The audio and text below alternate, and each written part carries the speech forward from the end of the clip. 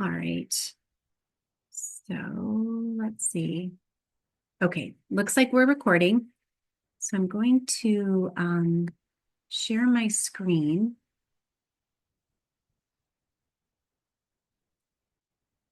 And let's see, before I do that,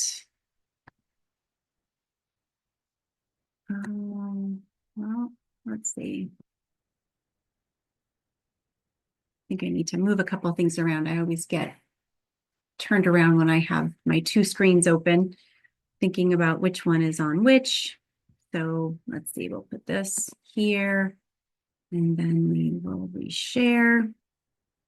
Today we're going to be talking about interventions, and I am really excited about this. I have to be honest with you.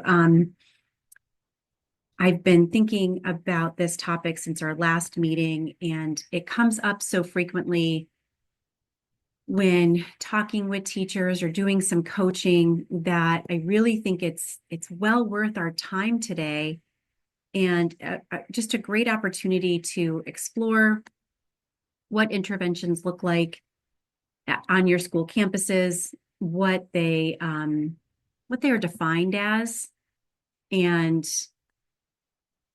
kind of how we use interventions to support our most vulnerable academic learners, our students with either known or suspected learning disabilities.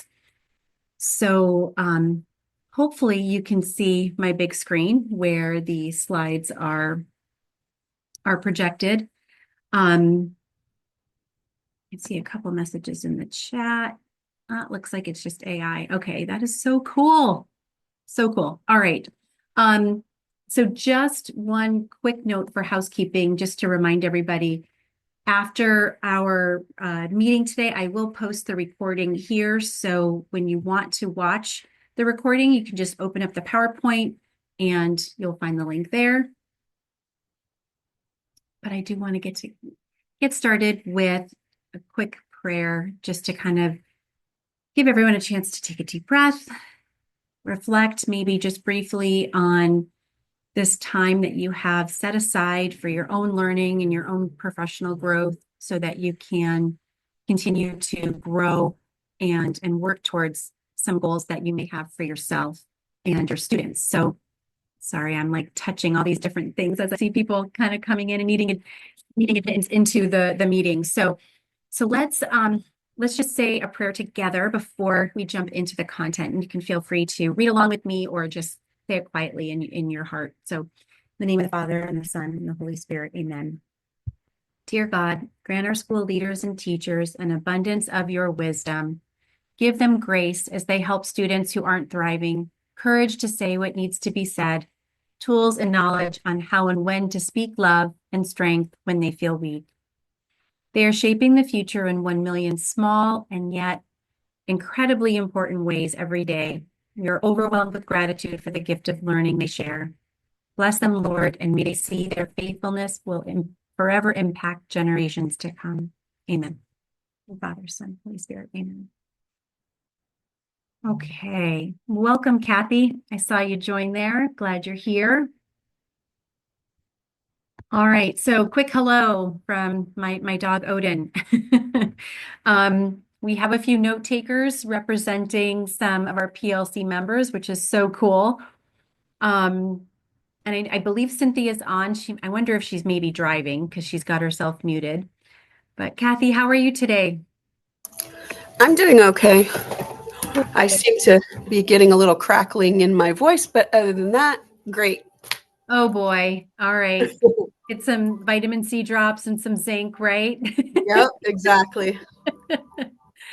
Teachers know all of the early preventative tricks when you start to feel a little down from the cold or any germs, right?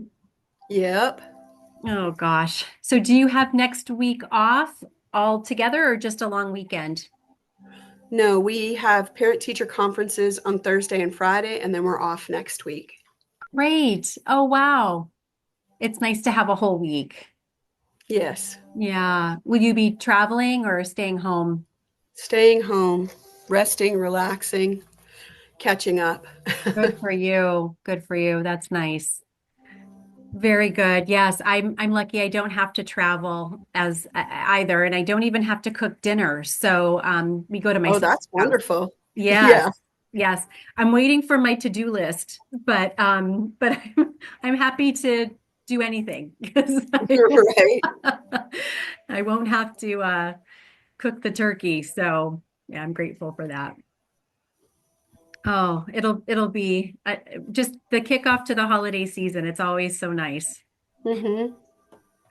All right, so today we're focusing on interventions, and the goals that we've kind of defined are to define intervention, just the term itself, and discuss how tier 2 and 3 supports are delivered at each site. And then we want to develop a goal setting system around interventions and recommend a process for tracking student progress. So on each of your campuses, respectively, you may have different processes in place that determine where a student is referred for extra help, what that process looks like. And we're going to kind of dig into that a little bit today, as well as even thinking about the title of folks on our school campuses, and does their title, the name of their position, does it really align with their role and their responsibilities and what they do day to day? So lots of food for thought. And because we are a small group, feel free to just ask questions when they come to mind. Okay, so a little reminder of our multi-tiered system of supports. So that tier 1 foundation really zeroes in on instruction and curriculum, assessment, and behavior. And that's what every student has, every student is exposed to.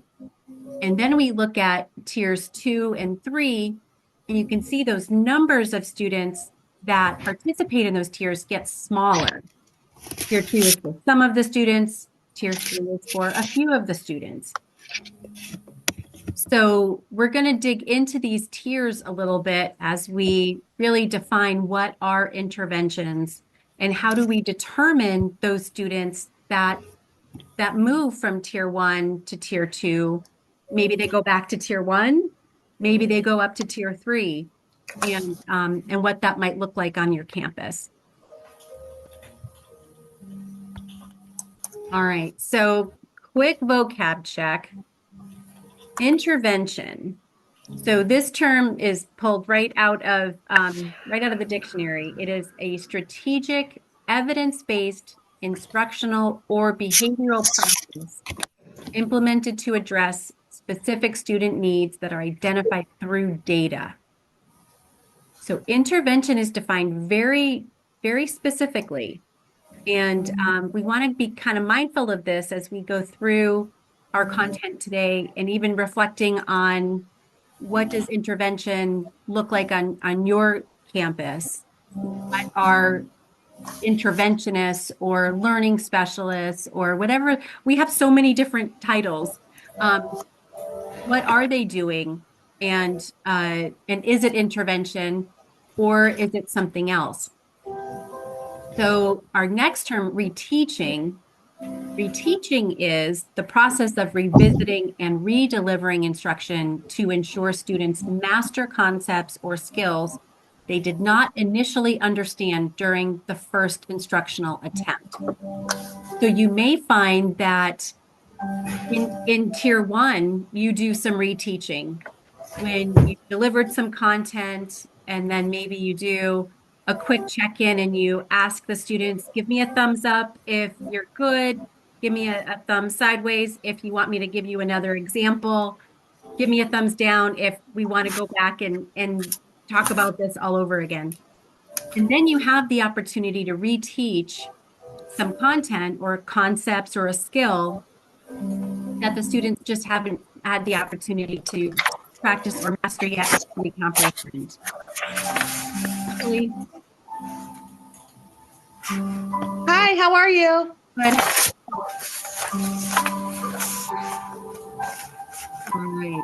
So let's think about a couple other terms as well. So we've got intervention and reteaching. Let's look at the terms accommodator. So an accommodator is the individual who assists with administering accommodations, such as reading a test aloud or providing a quiet space to work. That accommodator may be available for students when they need very specific accommodations that may be included in a learning plan. And sometimes they're only available maybe when that child needs that support during assessments or during very specific time during the classroom instruction. An aid is provided when pushing in support. That individual often becomes a one-on-one aid assisting with daily tasks. So if the interventionist role is to provide one-to-one support in the classroom for a child with a specific disability, they may not be providing those evidence-based specific interventions, but rather they may be just assisting with daily tasks that need to be done in the classroom. So in that situation, they're really taking on the role of an aid. And then the last term is the coordinator. This is the individual who keeps track of all the documentation and makes referrals to the district. This person may also provide intervention. They may also be a one-on-one aid at times during the day when necessary. They may also be an accommodator for students that have learning plans and need to be in a quiet environment for assessments. So we want to be aware that sometimes our titles in a school community, whether interventionist or learning specialist or support personnel, it may not always define the actual tasks that we do or that we complete in the way in which we support students. Maybe only a part of what we do is providing intervention. And you may be asking, why are we spending a lot of time on this? It's just semantics, like we know the people on our campus who do these things. They're great. I can email them, I can text them, they'll stop by and help me out. What's the big deal? Well, I'm glad you asked. So the reason why it matters is that because for students to continue to make progress academically and with behavioral goals, intervention needs to be targeted and goal-oriented. If an interventionist is tasked with reteaching without goals, then the effectiveness is unclear.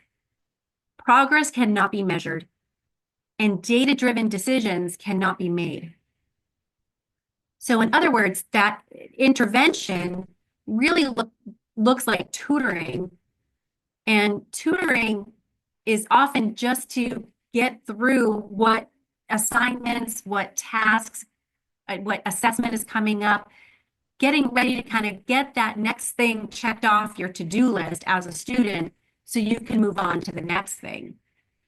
And for far too long, I believe, here locally in Arizona with schools that Colleen and I have worked with for some time, we've seen many of them recruit and hire resource personnel or student support personnel, as they're referred to.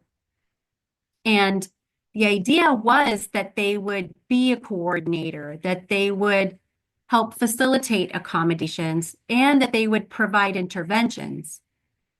But the reality had become that rather than providing interventions that are targeted to fill in these gaps for skills, they really became tutors.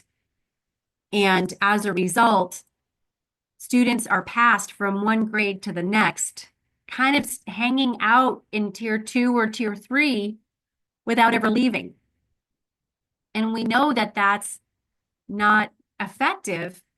And what ends up happening is you end up having middle school students, high school students who perhaps stay in the Catholic school system that they've started with in preschool, and they get to those upper grades and they're not reading on grade level, and they're not able to do the math work on grade level, and they're struggling. And then what may happen after that? Welcome, Colleen. Hi there. Does anyone want to finish my story? What happens when they get to a Catholic high school and they can't read on grade level and they can't keep up with the math demands for Algebra 2 and chemistry?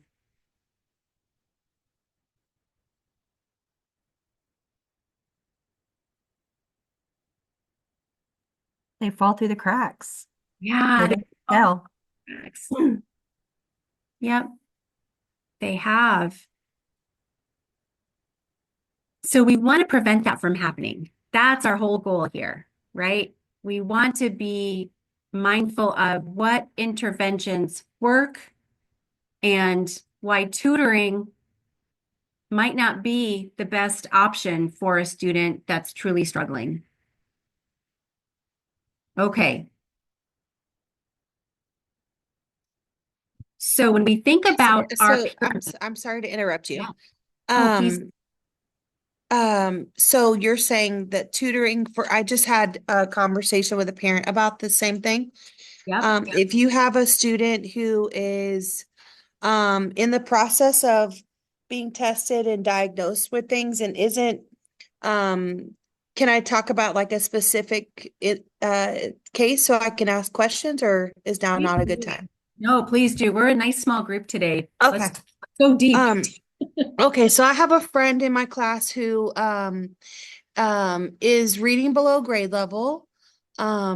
She is really hard to understand whether or not it's her performance in class is that she is making a choice to not complete task, or if it's an ability issue, because sometimes she surprises me and I'm sorry, I didn't realize my video thing is off too. I didn't realize that. Sorry. I'll try to be rude. So I struggle with her understanding whether it's an ability issue, or if it's a lack of understanding, or if there's just stuff that hasn't been diagnosed yet. And she's in the process of going through some testing. They're going to do a full workup. Mom thinks she is on the spectrum and has ADHD. I think that she could possibly, and it might just be because of the lack of focus for so long, maybe she's just behind, right? Because she's missed some foundational skills like in earlier grade levels. So she might just have some catching up to do. Then other times she like really surprises me, and her writing will just be like outstanding, but it's only when it's something that she really wants to write about. But if it's small group and we're doing small group for something that she's not interested in doing, unless I incentivize her heavily with something that she really wants, she'll sit silent and not communicate at all. So her mom reached out because her grades now have been affected by the behavior in class, right? Because she doesn't always turn in work. And if she does, because some days she chooses to do stuff and other days she'll turn in blank assignments. And so now her grades, because we take grades here, and her grades have now been affected by, what we're seeing behaviorally in class. And we talked about that at parent teacher conferences, that like at this point, like now you'll start to see a difference, right? And so now our mom wants to talk about tutoring, but the problem is her and I have created a really strong bond and connection. And she does really well with me. That sounds like really stuck. I don't mean that like in a like tooting my horn way, but I just mean like her and I get along really well. And if I can't get her to do something at small group, I just don't know how a stranger in like a foreign setting, because she's really funny about her like comfort zone right here. She likes like her space and her specific chair and her bubble. And I just don't know how being in another I don't know. So what do you recommend for stuff like that for kiddos that Well, first I want to say toot away, like toot your horn, because it takes a lot to develop rapport with children, and the fact that you're mindful of that and you do it intentionally, it's great. I have a gentleman in my class that is already diagnosed as being on the spectrum. So there are a lot of things in place for him. And what I have found for him this year, as far as getting him to do the things that I need to know if he knows how to do them or not, well, first of all, we have a Chrome cart in our room, and I've made him the tech guy because he's really into technology and she's my tech unlocking. girl. She Yes, loves there you go. There technology you go. too. Perfect. Perfect. Yeah. Yeah. So that's one incentive for him. But then he has other things in place already. Like one of the things that he really likes to do is draw. And if you She can't, does too. yeah, there you go. She earns So, free draw time every time she right. turns in a complete assignment. Yep. Right. So, I think if you just keep building on that, on the things that, are Biggest incentives. challenge is small group for like doing intervention with her. I don't know how um and that's when I really need to work with her to build those skills that she's behind on. And she will just stone cold Steve Austin, not say Mhm. a word. Well, when you pull her, do you have a table for small group? Is that how you I do have a it? kidney table. And she sits Yeah. right next to me. Well, my Um, young man, he comes and works at the table all the time. So he's absorbing everything. okay. And he may not necessarily talk to me until he gets done. And he'd be like, Okay. can you check this now? So that's kind of how he is. He wants to like know immediately and check in immediately. If I tried to keep him after school to do anything, it would be No. abysmal. And I think it would be Yeah, it would. he would be so tapped out. And that's what I tried to tell her mom. I mean, Mhm. for her, she's working so hard during the day. And we're expecting so much for so many hours during the day. Mhm. I think that's asking a lot of her to not have a What brain what break. grade are you again? We're second grade. Uh-huh. Okay. Yeah, so I mean, you're still building all of those things as Yeah, far the as I'm concerned. foundation. Yes. Yeah. So you're giving her the toolbox to be able to be successful in future grades. So, like this young man in my classroom, when his parents were very proactive and they had the list all ready for me on Meet the Teacher, Oh, okay. and I was looking at the list going, okay, yeah, that's doable. Yeah, that's doable. And the funny thing of it is by honoring him and the ability for him to make those choices, his family has come back to me multiple times already and said what a fabulous year he's having because he feels heard. Yeah. Now he may not always be telling me stuff at the table that he needs help with, like we're doing division right now. And yeah, he could have slowed down a little. But next go round, he'll come back and be like, "Oh, wait a minute, I need to slow down." And because he sits at the table, all I can just reach over and go, "Okay, remember, slow down this time." And he's receptive to that because it's very quiet. This is a place where he always comes. And I think the more you build the routines and help her to realize that, if she can, you might even try like a punch list. Like if there are certain things that need to be done, maybe an index card that you could just punch to give her more of a visual to know that she's on track. Yeah, visual cues.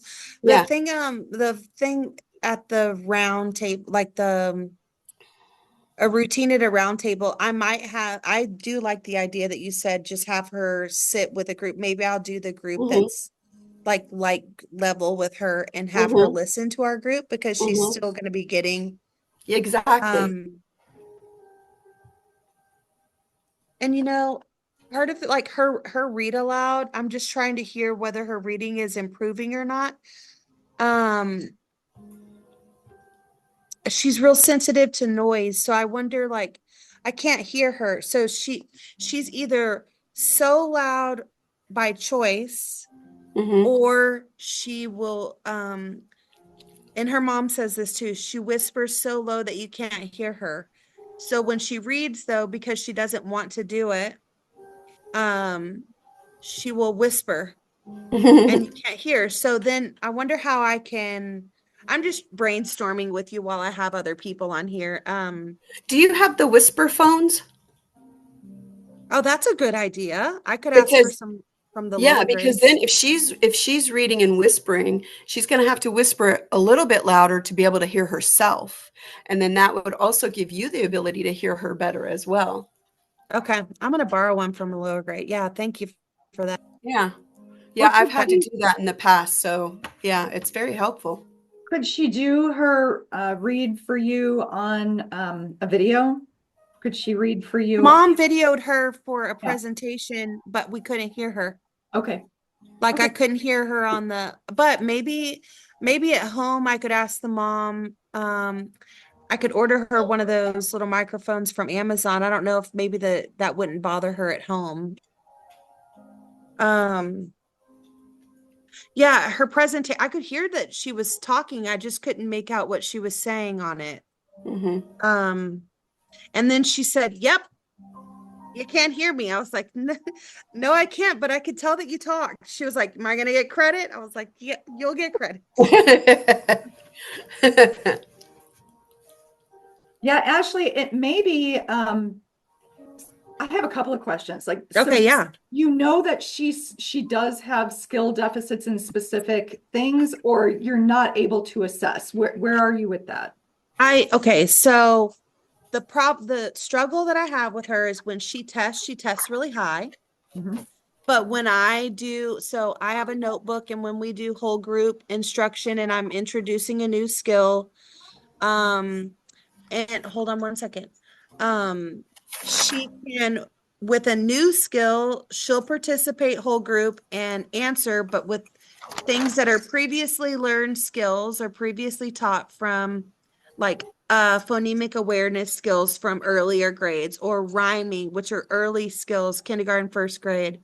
She doesn't have those baseline skills yet, but she Oh, still tests like in the green and blue and on NWEA and wow. on the yeah, she's really high.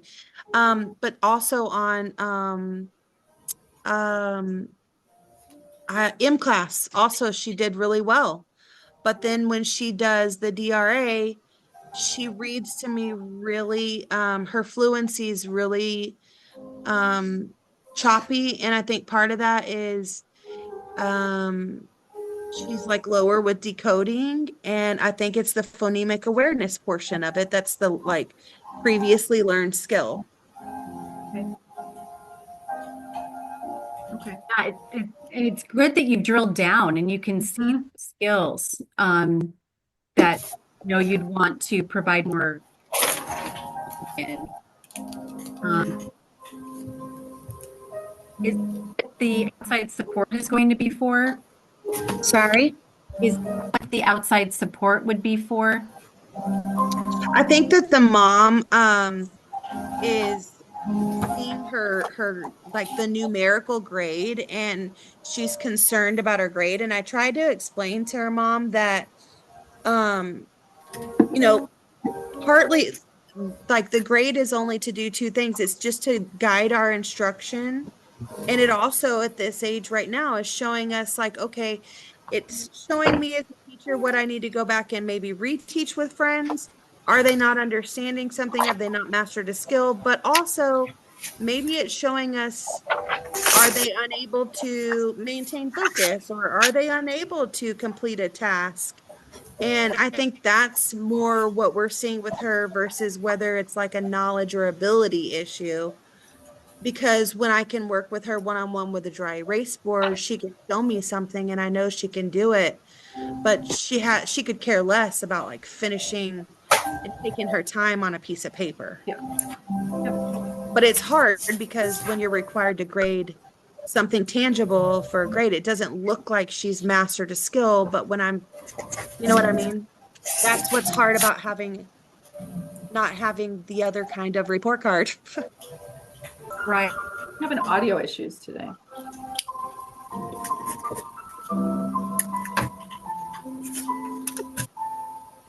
And Ashley, I was thinking too, I mean, thing tangible to grade required by We whom? have to have 2 daily grades and 1 assessment grade per on average we should have. They're going to change this, but right now we should have per subject 2 daily grades and 1 assessment grade per subject weekly. So even if we're doing a lot of like other like group work, or we do a lot of stuff at the carpet, like I do a lot of can you hear me? Is Yeah. my thing working? Oh, okay, I'm so sorry. Even if we're doing like I do a lot of whole group instructions that's more like a large small group. And that gives me a lot of quick data so that I know then how to guide my smaller group instruction more. And like I can't use that for a grade though. So I still have to give them something to do while I pull small group. And that's normally what I take as an independent grade to see if they've mastered what we've done that day for whole group instruction. Because I have to have something tangible that's what I don't like about it. And that's what I'm saying. I'd rather have the other kind of report card, which we've made that clear. Teachers have that. I would prefer to know whether or not they, are mastering a skill versus whether or not, Yeah. Because the grade and her skill level are probably not going to match because she's No. going to do what she believes is relevant to do. And Exactly. that's probably not going to change. Exactly. And that's hard to convey that to parents because they are so hardwired to think that a number means that their kid is doing well or not. And that's not what's happening right now. And it's hard to show the other side of it, that especially in this grade, what I see a lot of is that I have a lot of really high students that at this grade level, they may test really well, but they can't finish a task or follow 2 and 3 step instructions, and their grades don't show that. And it's hard to convey that to parents with a number grade. And so that's hard for me. That's Anywho. that behavior pillar on the Yeah. tier 1, right? Like, Yeah. because academically they're getting the instruction, they're able to do what they're expected to do at that grade level. But yeah, those soft skills are still important.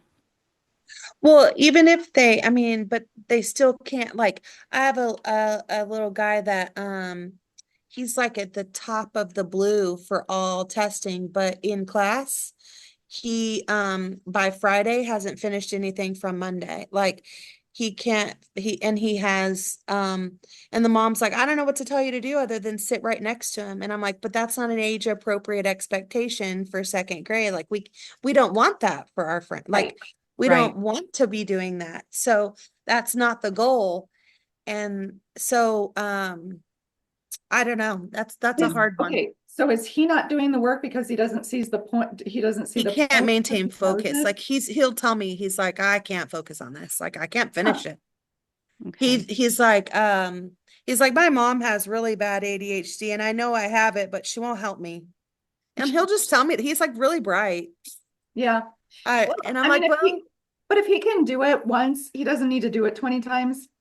That's kind of, that's how I see that's it. what I think too. But like, how do you, are you allowed to, like, he doesn't have anything in place that says do you minimize that for some? I mean, I don't know, because there's no accommodations in place. He doesn't have anything that says, I don't know. He doesn't have a diagnosis. He doesn't have, Well, here's the Well, thing. Some yeah. students need the practice. Some students need the repetition of a skill Yeah. to learn it, to master Mhm. it. If he Mhm. has mastered it and he can show you that in two problems, or he can tell you, he can talk you through it and show uh-huh. you that he has mastered it, why would he spend his time doing it 20 times? He doesn't need the practice. So it's that Okay. too. You know what I mean? Like, What about, so say, for example, if it's a writing, like a writing paragraph, yeah. and you have a beginning sentence, three detailed sentences, and a closing. And he's a beautiful writer. His writing is well planned, well thought out, and his handwriting is gorgeous.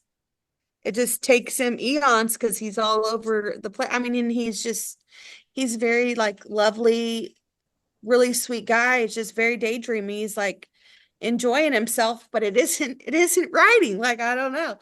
So, but once he turns it in, it's beautifully right. I mean, it's well done.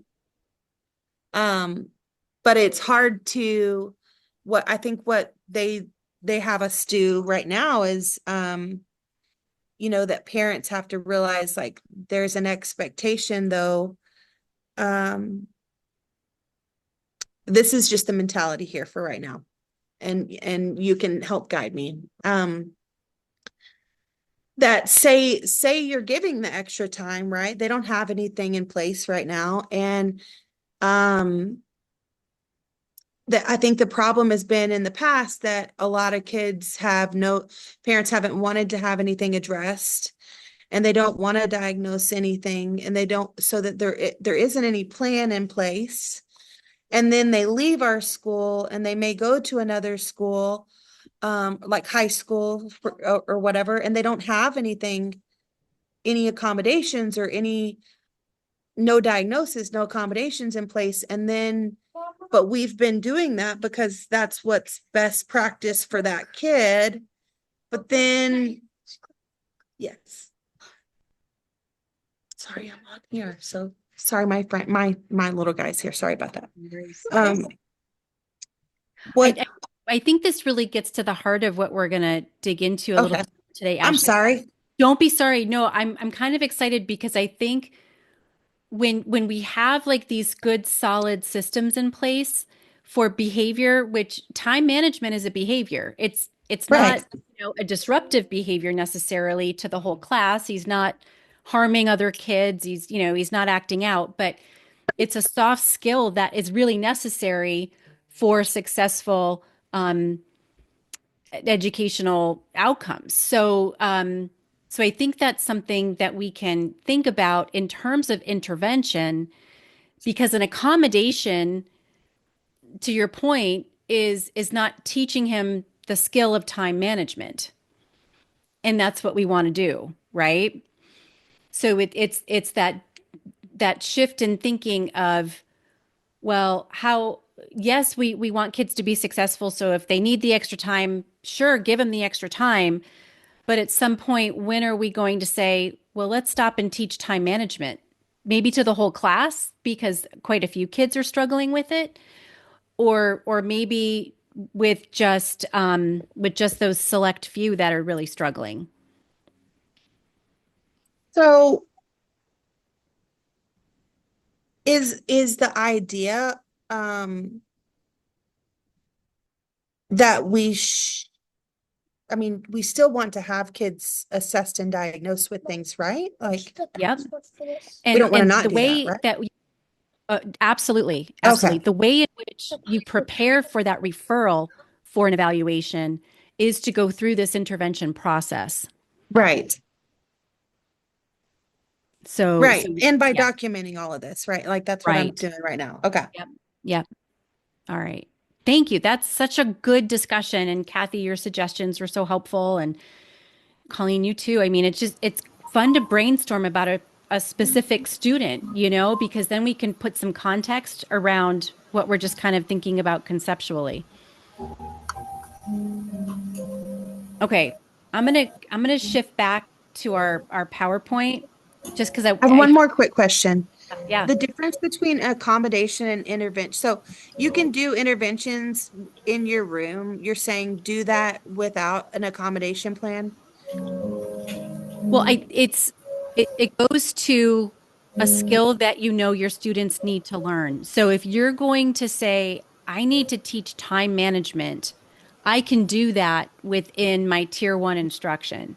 And if Okay. you do it in your tier one instruction, and despite multiple opportunities to practice, your friend is still struggling with this skill, then you might consider having that conference with your team, with your faculty team, and saying, "What do I do? This is what I've tried.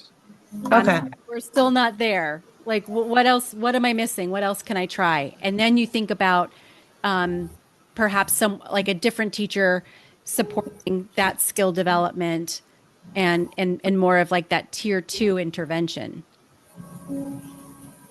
And and I'll say like I don't think a lot of schools are really accustomed to thinking about these executive function skills as being part of an intervention plan necessarily. I think it's good that we do. Like I think we should be thinking about them. But we're so focused on reading and math because they're kind of a big deal that we don't stop and think like, oh gosh, how are we making sure that our kids are also organized and able to follow directions and um yeah, time management is huge.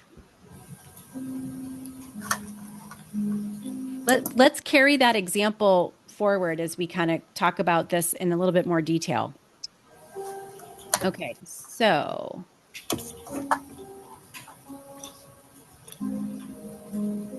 sorry, my technology is not super cooperative today. It's like slow. Okay.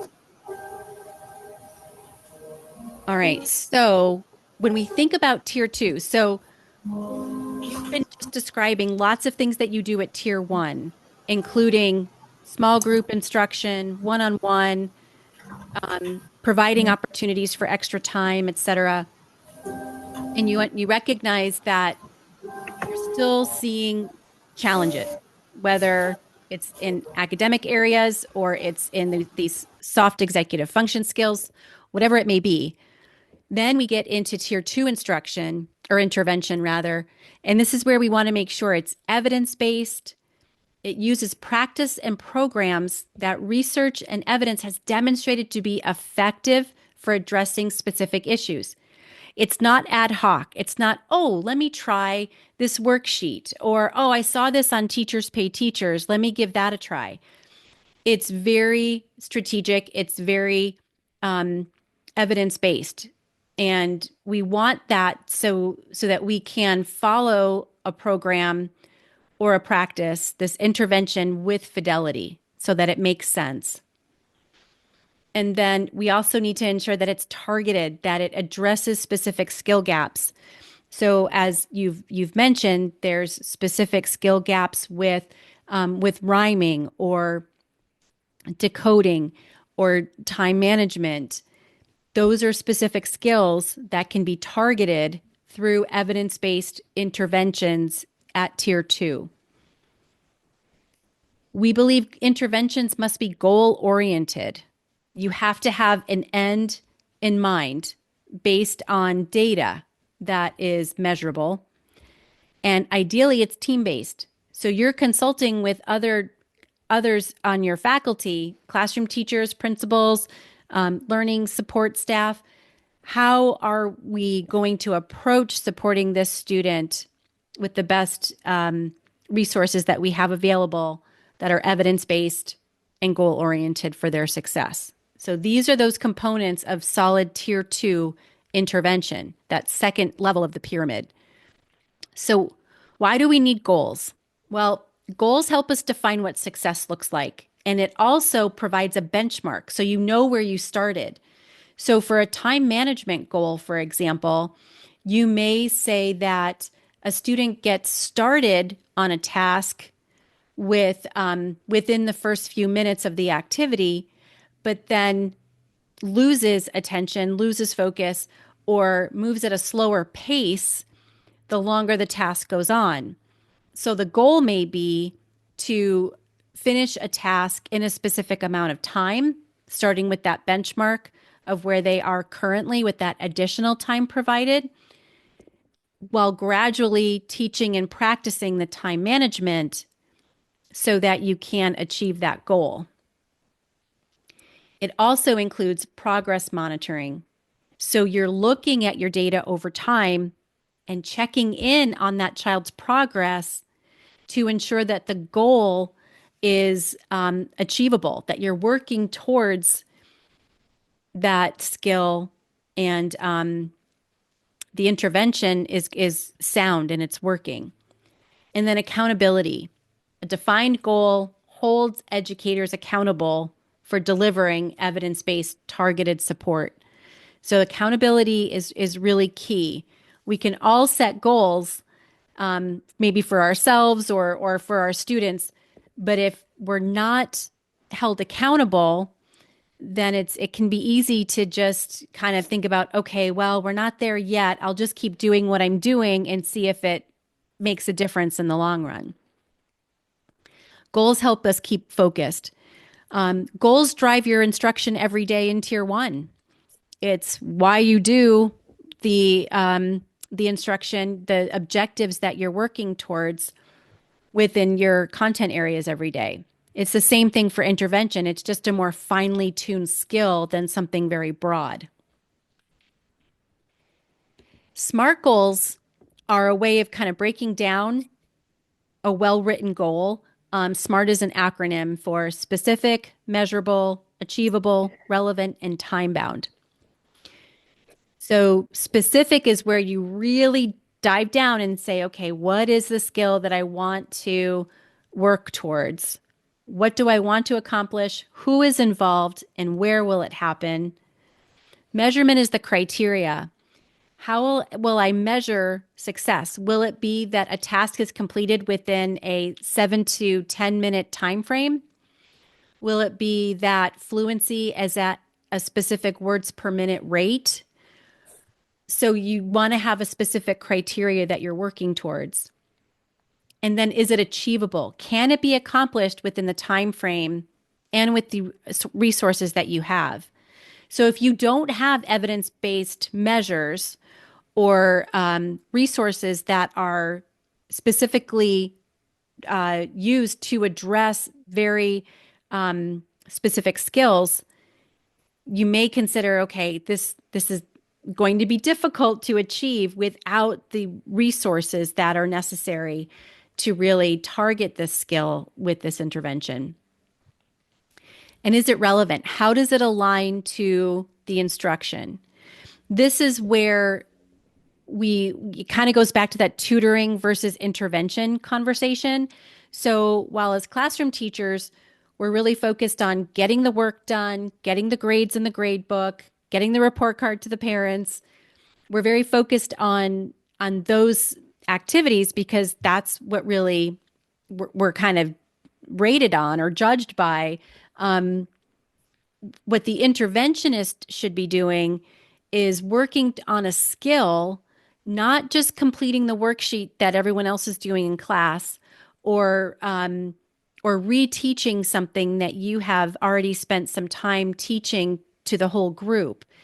They should be specifically targeting a skill that is relevant to the overall instruction.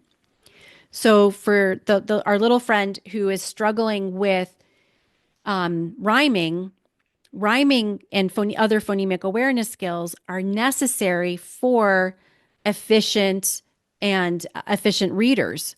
So we want to zero in on that skill through the intervention process because it is aligned with our instruction in our ELA curriculum.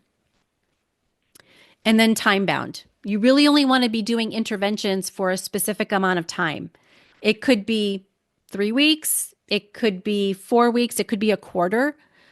But the idea here is that we're not leaving kids in intervention indefinitely, that they are in intervention until that skill is remediated, They may need more intensive interventions at tier 3, or that skill may be remediated and they may have that skill mastered and they go back to tier 1 and they no longer need that intervention and support. But we have to monitor our progress so that these goals are considered in a time-bound way. Now, the great thing about SMART goals is that they do kind of hold us to these accountability measures. They're also really easy to generate in Magic School AI. So if you haven't played around with Magic School AI yet, I encourage you to do so. You can, there's kind of a guide here where when you go to Magic School AI, there's different categories of, I don't know, categories of instruction and assessment and special education, all kinds of categories to tap into. And this is from the goals creator.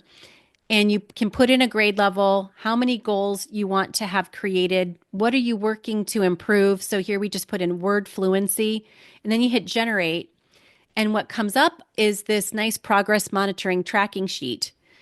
And the goal is written for you in a smart way. It doesn't have a baseline, but we could have put a baseline in there.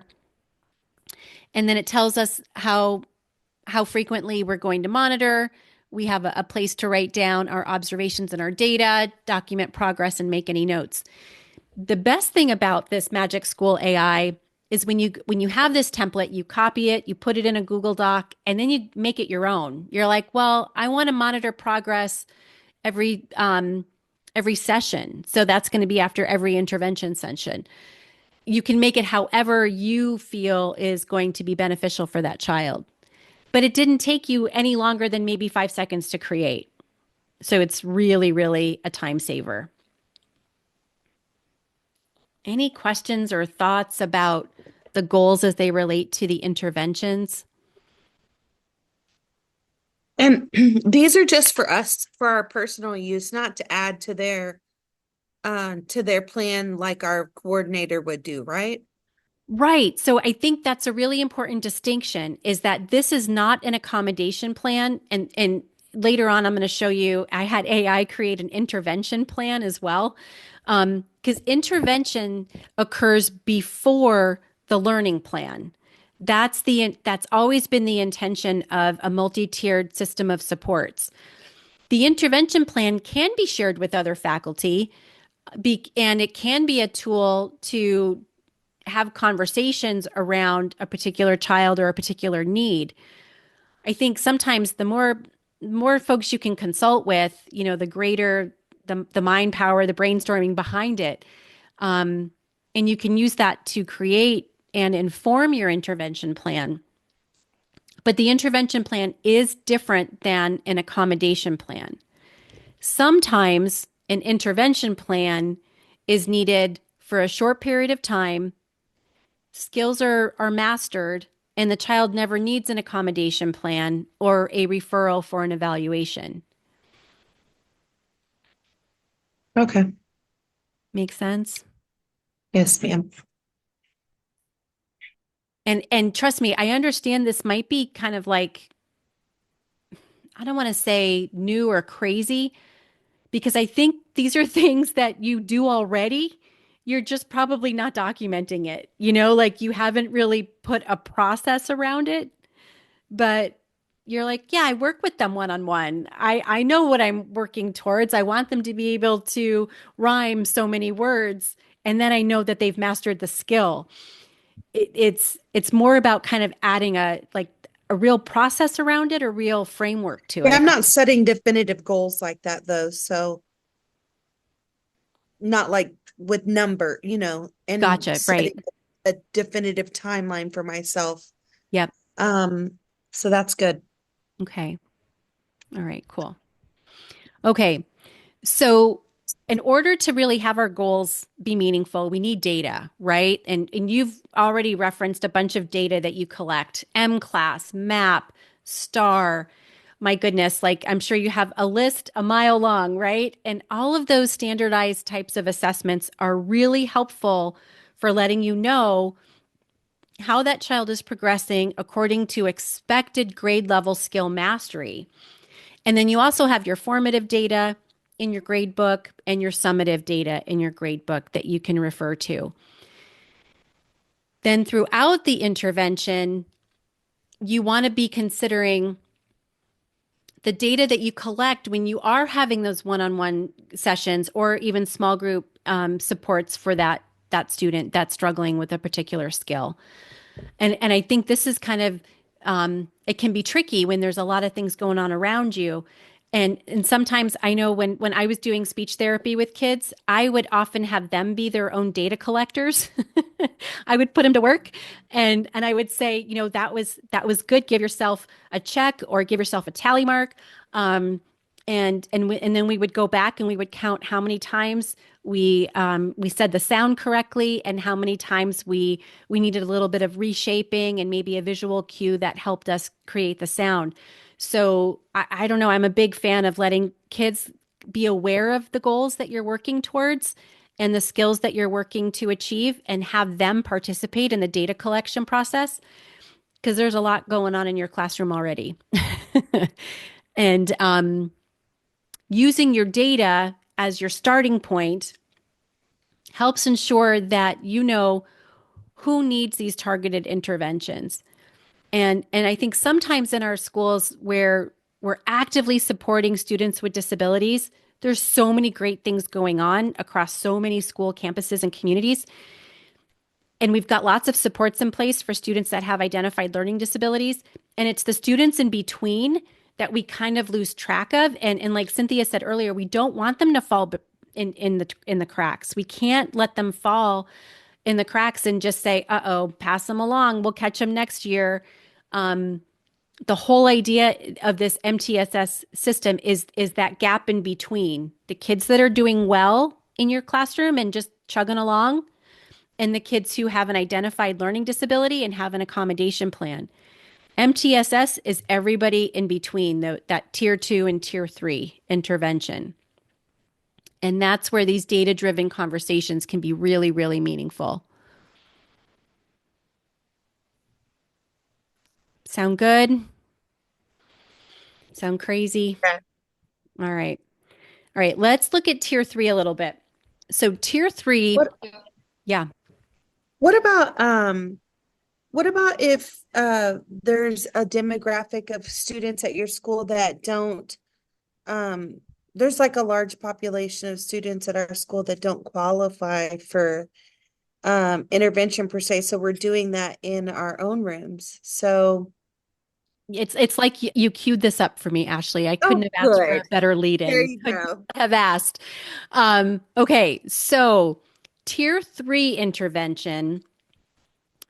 This is where you've been perhaps you've had someone else on campus who's been coming and working with your students that are just maybe they're in like the blue or the yellow on map, and you're like, they're struggling. There's some skill deficits, but they're just not learning these skills. They're not mastering them. They're not applying them to these new concepts as we go through the next chapter, despite multiple opportunities for practice, multiple opportunities for evidence-based interventions. And now we look at our data that we've collected over time, and we see they're not making the progress that we would have expected given those intensive interventions, maybe twice a week, 3 times a week, whatever that might have been. That's when we look to see, okay, let's elevate to tier 3. This is where tier 3 interventions, it's usually just a few of the students in your class. They are in need of some more intensive and sustained intervention sessions. And that may mean that they're seen 5 times a week. It might mean that instead of a quick 15-minute skill practice or intervention, they are seen for 30 minutes. It might mean that they are getting some outside supports because the parents have been involved with the conversation, and you're thinking, okay, here's what we're doing on the school side. It doesn't seem to be moving the needle. What's going on at home? Are you working with a tutor? Are you working with a specialist like a speech therapist or a reading interventionist at home? all of these things are supplemental to what's happening in tier one. So Ashley, to your point, in many situations, it's not the classroom teacher that's providing tier three interventions. It might be another person on the campus. It might be a faculty member who's Orton Gillingham trained, for example, if that child is struggling in reading. And you're thinking to yourself, I've done everything I know how to do. I just can't get this skill or these phonemic awareness skills really mastered. But someone with Orton Gillingham training or a similar type of program, the Scottish Rite Like program. Take out in- Flight. Exactly. Yep. Yeah. That's very, So very Take Flight would similar. be tier three, but like working with one-on-one with the teacher would still be considered tier two. It could be considered tier one, it could be tier one or Okay. tier two, depending upon what are you doing above and beyond your standard curriculum. That's Okay. So different what for that about, child. okay, so to be considered, okay, so I guess my question is, what about the kids that still are not making progress? And are technically reading below grade level. Let's just use reading, for example, because that's the Yep. easiest for me to reading below grade level, are not making growth, right? Yeah. They should then be moved up to tier three intervention. Is that correct? They may need to be. And Or sometimes, like referred for testing. Is that what you're saying? right. Yep. You can be referred So, to testing and get that outside of Val. okay. So what happens if they're not, if you don't have, they don't have a diagnosis, and so they can't do something like Take Flight, Mm-hmm. So and then they're just in your classroom? What do you suggest? Like, there's nothing else, then what do? You just so for do most structured, um, like you're saying, like Orton Gillingham structured approach in small group that you can. Right. So there will be students that don't qualify for special education, even when they're evaluated by the school district or an outside psychologist. Yeah. Sometimes it's because those students have an IQ or a cognitive ability like in the 80s range. So our friend Sue likes to call them the shady 80s. In order to be eligible for special education and be found like to be dyslexic, you have to have an average IQ. Average is at 100 or within like 90 to 110 range.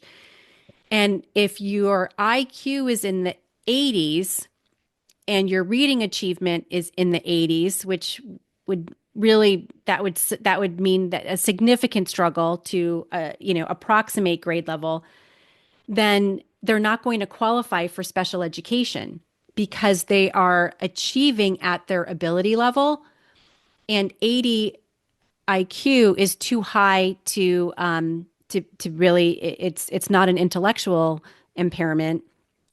It's just in the middle. You're in that middle ground. And there are lots of kids like that who struggle academically, but they don't qualify for special education. And to your point, what do we do? And that's where this intervention process is so key, because these are the kids in the middle of tier one, what everybody gets, and special education that is additional outside supports, or it's either through the school district or other professionals. These tiers are meant to be provided to students before a disability is identified. Okay.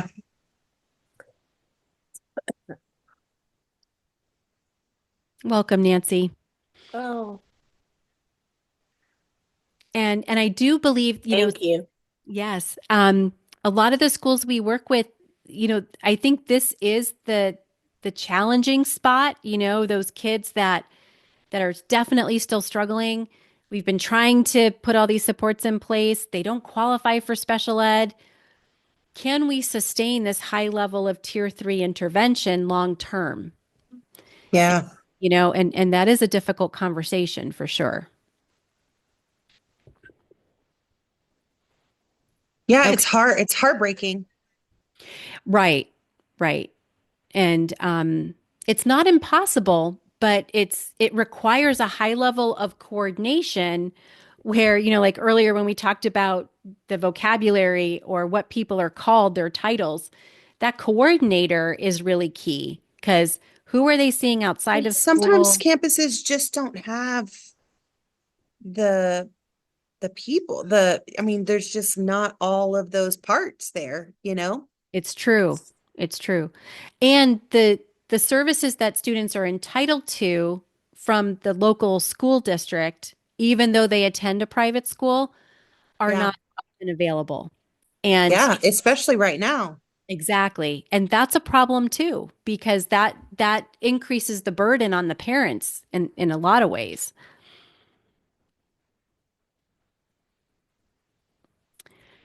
So this referral process to the different tiers, thinking about who receives the intervention, you may have on your campus, whether it's called a professional learning community or a data team, whatever that looks like, it's they may be the folks responsible for looking at the data, analyzing the data, and sometimes even identifying the students that have a need for intervention. Now, you, of course, classroom teachers, you have access to your data and you can make those decisions and provide some supports in tier one as well. This is where you kind of drill down and you ask the questions: what skills need to be targeted? What is the threshold? And by threshold, I mean, like if you're looking at map, who's in the red, right? Is that the group that you're targeting for intervention? Or are we also going to pick up some of those kids in the blue area or the yellow? Because maybe MAP's threshold for red is low and you're not satisfied with it. I spoke with a school today who, in order to receive Title I services from their school district, their students have to be in the 10th percentile or lower. And I was like, yes, yeah, you won't be surprised, Colleen, by which district it is, but 10th percentile. Can you imagine? And then we've talked to other schools where they're like 40th percentile, we pull everybody. And that I think is a little high, right? I'm thinking, well, who are you leaving in the classroom if you're taking the 40th percentile? So these are those questions that you need to kind of have amongst your faculty. Who do we pull? Who do we identify? And how is there common alignment and agreement to what that threshold is? And that's your baseline for your goals. And I'm just then, going to add a yeah, comment to one yeah, of the things that we noticed was, like you said, about that 40 percentile. You need to relook at curriculum then if that happens. And that is so imperative. But again, if it's not monitored, it doesn't get done.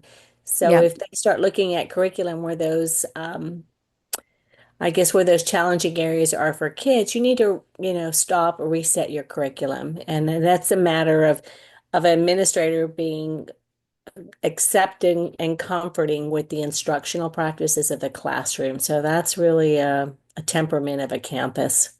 Absolutely. And what's interesting, Nancy, is in our experiences when students who are at the 40th percentile are being referred for interventions, sometimes there's an increased reliance upon the interventionist on the campus. So, the teachers get very excited. They're like, "Oh, we have whatever we want to call an interventionist, a resource person, a reading support person. They're going to take all of the kids that are struggling." And to your point, that's where you look at tier one and you have to consider if that interventionist is taking everyone who's at the 40th percentile and lower, are they really going to be able to drill down and focus in on those kids who are really deep in the red?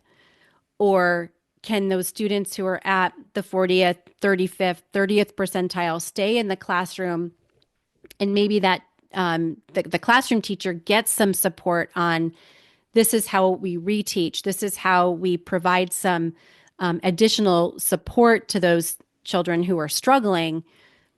And we recognize they need to work on these skills, but they're not at that level where we send them to the interventionist. Absolutely. I agree. Yeah. All right. So then the other component of that referral process is looking at the data and consulting with the teachers. So ideally, best practice, it's a team decision to have that threshold and say, these are the students who are going to receive the interventions. And then we need to come back together and check our data and see how is the intervention working? Because if it's not moving the needle, then we need to reconsider the approach that we're using for that particular student, perhaps. And how you want to ensure that there's an established time frame for how long you stay in tier 2 before you elevate to tier 3, and how accurate your data is, or that child is towards mastery in order to go back to tier 1 and get out of tier 2. That's the ideal. It's an iterative process, meaning that MTSS, it just kind of repeats itself over and over and over again. It's like laundry. It's always there. And you're going to always, get that last load in, turn your back, and there's going to be something in the hamper that you need to wash. There's always going to be data to look at, always going to be skills to reinforce and to work towards mastery. Ideally, it's a system that works when facilitated by a principal or an interventionist, a lead teacher, and other faculty member. It doesn't have to be a special person. It just has to be a process that is facilitated with fidelity. And that documentation is key.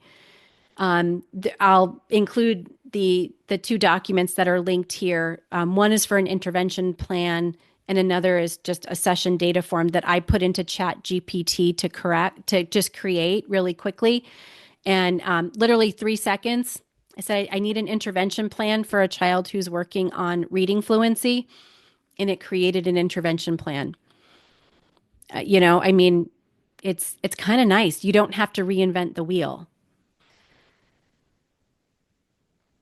Ideally, we want our students to move from one tier to another. The intervention plan, most importantly, it's not an accommodation plan.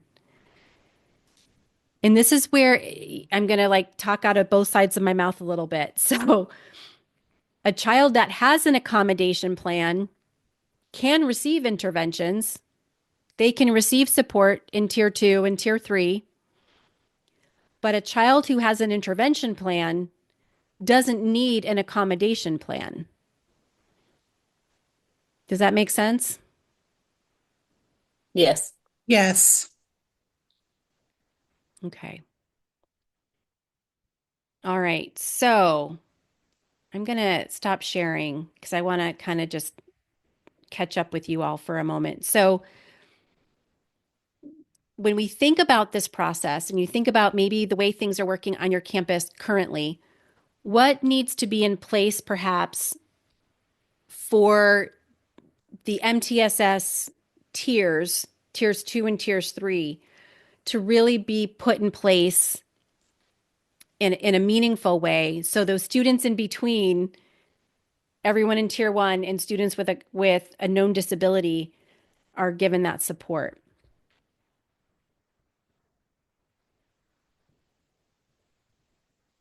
Well, I'm going to start because I think one of the primary things is it's not just the individual child, because you have to look at the system of the schedule.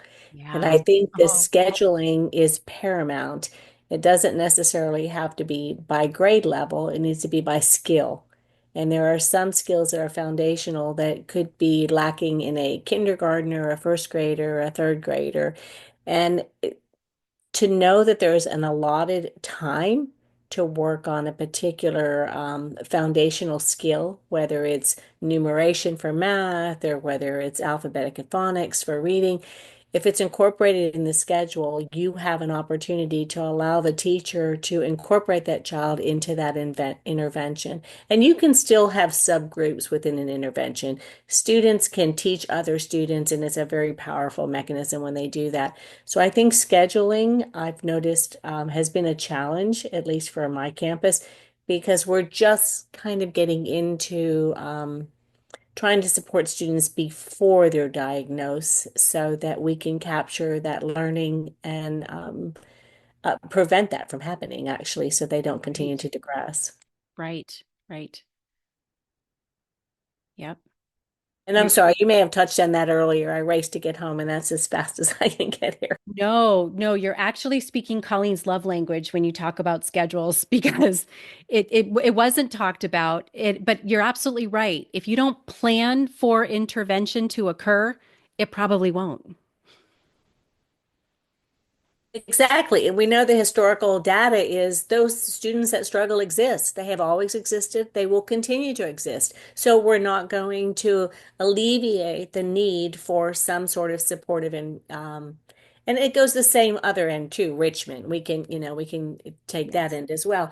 But when students are lacking in something so that they can keep up with their peers, we don't want it to turn into a behavior thing or a child second guessing themselves with confidence. We want to make sure that we give them the support that they need so they can become that beautiful person they really are.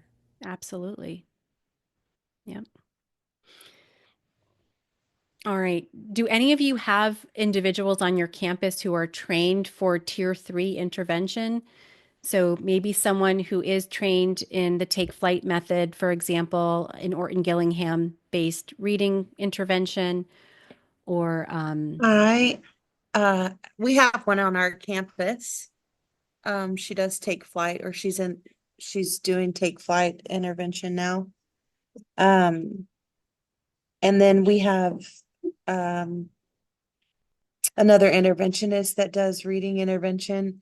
I think the hardest part on our campus, is that there's the kids that are diagnosed. That's what I was trying to explain earlier. There's the kids that are diagnosed that are receiving services, and then there's kids that this whole group of kids that need to be receiving intervention, that are below grade level in certain areas. And there's an interventionist here, but she can only see people because of funding who live in this school district. And so she no longer can see this whole group of students. yeah. And so now they're just now out, like, which, now I'm like doing everything I can in my room, but I know, like, I have my own child who goes to school here. He's a first grader, and I'll use him as an example. Um, uh, and if we need to move on, I can also not go into this either. You're good. But in kindergarten, so he was in pre-K here, and he was in speech, and he got services from the school district on our campus, through the ProShare services. Mm-hmm. And then went to kindergarten, and I had him assessed for other learning impairments and dyslexia. And he didn't quite qualify for the dyslexia yet. They said he needed to be retested in first grade. Both of my other children are dyslexic, by the way. He's dyslexic. He just needed to fail a little longer for them to tell me that. So Right. now we're in first grade, and he's still on the struggle train. And so we're back at now, of course, they have like nobody working at the school district who can test. And I have like a slew of kids who are in my grade trying to get tested. And so now he's, at our school, and we don't live in the district, so he's not receiving intervention. He's getting what he can from his classroom teacher. And it's this whole, like, what is he getting? Yeah. He's not in take flight because he's not dyslexic yet. He's not diagnosed. So there's a whole demographic of kids like him that are falling through the cracks. Yeah. And, that's the sad part to me is that it's almost like you have to choose. I don't know. That's the hard part about Catholic school sometimes. I feel like, financially, there's choices like that. And, I just wish there was more money for more intervention for kids like that specifically. Not that you can't, like, I can do everything I can in my power in my room, but I feel like there's a specific group, not like just kids that are like below one grade, like one reading level. Those are not kids I want to send off to a reading interventionist, Right. Right. or like half of my class. I'm not talking about the 40%. I'm just talking about Yeah. kids that truly need intervention. Yep. Because by the end of the school day, reading has been so hard for them and their whole Yeah. day is hard. And then you have to ask more of them after school to try to get them caught up. That's hard. Yeah. So, Where, anywho, where we've seen a lot of success is at a Catholic school, where they started using Orton Gillingham based reading I bought a instruction. manual myself and I'm doing that Yeah. with him at night. Yeah. They started Yeah, doing it for tier one instruction. So like when you say you have to be that's what I'm dyslexic, doing in my own classroom. yeah, I don't believe you should have to be dyslexic to participate and take flight. No, Now, and you know what? Even like I feel like I was trying to explain that to um my curriculums. Uh, I was trying to explain that last year to my people yeah, on campus, that from all of my students from my mid to low friends, that is what they need. They need a structured, systematic approach to reading. yeah, All of them, they all of all them do. do. They all And do. even my high friends, they Yep, need that for the spelling and encoding portion of it, anyways. So, 100%. I mean, there's no reason why every single kid in here, that's what we're doing. We're using my manual. And I mean, I still have the curriculum that we have through the school, but Yep. we're just going to go page by page on that manual and we're going to be good spellers and readers. Yeah. No, So, anywho, there's something to be said for that. If you guys, want to spend some of your spare time over Thanksgiving break listening to a podcast, look up Sold a Story, and you'll learn about the history of reading instruction in our country. And get my phone. have some tissues handy because it might just make you cry. Thank you, Colleen. And you'll, as educators, you'll recognize like, oh my gosh, what we do and how and why we do it and how and why we were taught to teach kids how to read is crazy. It makes no sense. But to Ashley's point, every kid needs to learn how to read in a systematic way based on the science of reading.